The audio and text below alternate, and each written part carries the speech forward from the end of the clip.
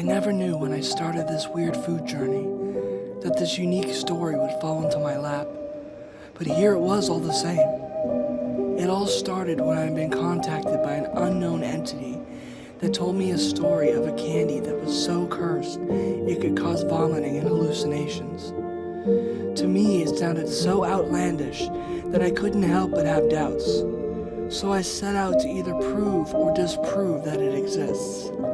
My first step was to call a few friends to maybe help with the investigation. So, I got this email. The guy can't spell. I mean, unknown. Can't spell at all. Own identity 6969. But I'm gonna read the email. So there's this candy that's so cursed, it literally could cause vomiting and even hallucinations. I don't know exactly where it's located, but there's rumors there's a store that sells walls called Walmart that could possibly hold this cursed candy. I'm not sure why a store that sells walls would have candy, but that's what I heard. If you want to go the safer route, there's a store that's generally a safer sort of shop called Safeway. Just don't go to the one on Pine Street. That's Unsafeway, and totally different store. Well, good advice. I've attached 2 pictures of the candy, but I warn you, they're quite scary and they may make you feel ill.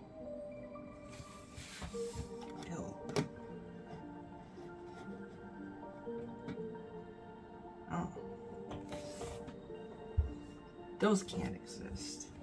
Those don't exist. Come on. Come on. There's no way these exist. There's absolutely no way.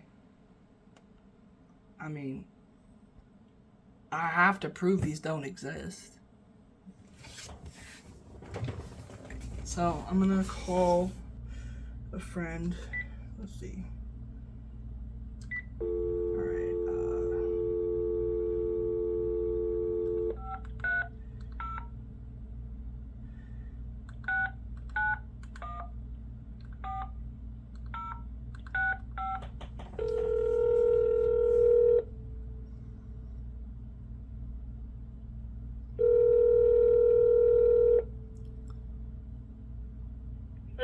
So we're doing an investigation, like a documentary kind of thing, where we are looking for a candy that is supposedly so cursed that it'll cause vomiting and hallucination. We don't believe that's the case, but we are trying to get people together to see if they want to help investigate. What if it's real? Will you be cursed? Yeah, supposedly it'll cause vomiting and hallucinations. I don't think I want to be a part of that. Oh. Alright. Alright, well, thanks. I'm sorry. Thanks anyway. Okay, well, good luck and be careful. Alright. Alright. Alright, I will. Thank you. Goodbye. Bye. Well, it was starting to seem like investigating cursed candy was just too much for some folks.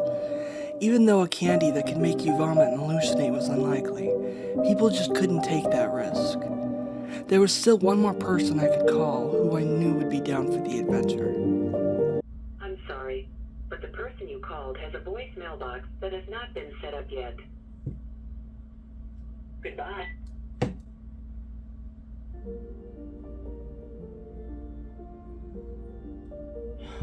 Well, I'm on my way to pick up my daughter, who said she wants to be a part of this investigation. We are going to several of the stores that the anonymous emailer wrote to check it out and to see if we could find this cursed candy. Now, I don't know how they think that, the candy can induce vomiting and cause hallucinations, but I'm very curious as to what they mean by this. So. Oh, man!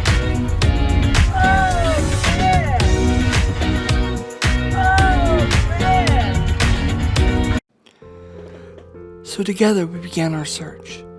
As we jumped from store to store, we began to realize that it stopped being about the cursed candy and more about the good time we had looking.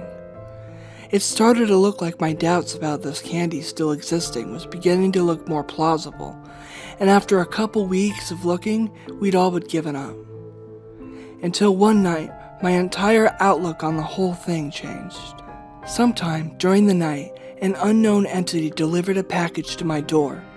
Some witnesses across the street said it was some man wearing a UPS shirt, which I can only assume stands for Unidentified Person Sneaking. I opened up the package, and there it was, the cursed candy into all its unglory. It's at that point that I did what I thought I should do in that moment. Tape it back up and ship it back to hell where it belongs. Or just give it back to Unidentified Person Sneaking when I see him next. Only, the tape. Where was the end? Why can't I find the end? Does it exist? Do I exist? Am I already going crazy? This candy has me freaked out more than I thought it would. So I left it. Tried my best to ignore it. Store it away, never to be seen again. But it seemed the cursed candy had a way of pulling you in. I found myself more and more curious to the point of almost opening it several times, but snapping out of it before I did. Every day felt more and more like I'd be more likely to open the bag soon.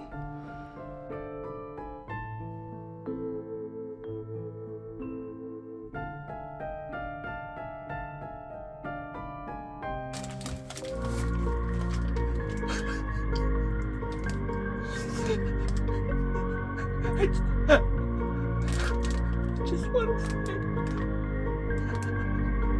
I'm sorry. I had to open it.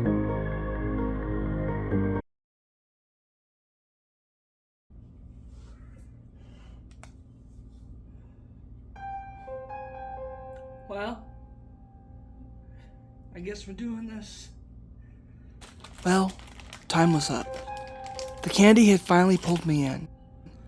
As I smelled the bag, an explosion of odors came within.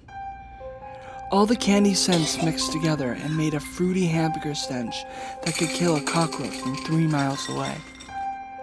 Every flavor of these almost looked identical, so it was hard to tell which was which, leaving you almost unable to tell what you were about to eat.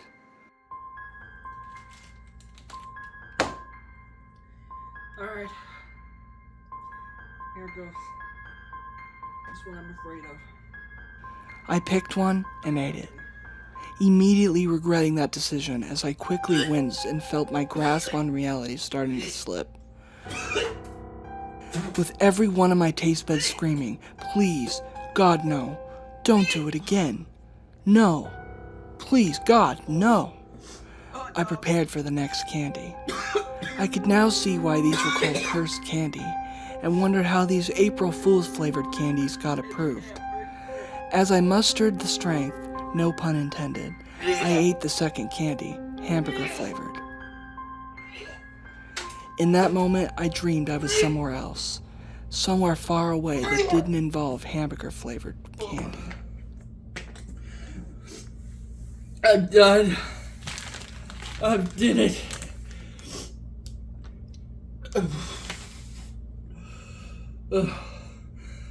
I'm definitely hallucinating.